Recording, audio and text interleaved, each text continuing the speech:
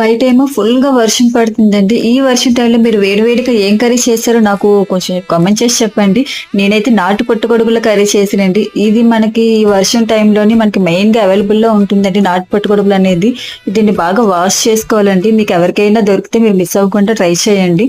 ఇది భూమిలో నుంచి ఉంటుంది కాబట్టి మనకి మట్టి అది ఎక్కువగా ఉంటుంది. ఎంత బాగా వాష్ చేసుకుంటే అంత మంచిదండి. ఓకే. ఇది ప్రిపరేషన్ ఎలాగో చూసేద్దామా మరి?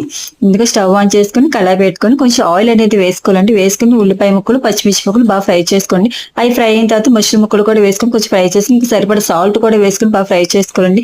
అది కూడా ఫ్రై అయిన తర్వాత మనం కారం కూడా వేసుకోవాలండి. వేసుకున్న తర్వాత ఫ్రై చేసుకొని నేను అల్లం, వెల్లుల్లి అండ్ అలాగే టమాటా పేస్ట్ అనేది గ్రైండ్ చేసి పెట్టుకోండి. ఎటువంటి మసాలా పొడులు అనేది ఏమి యూజ్ చేయలేదు. మీరు చూడండి ఫైనల్ వరకును.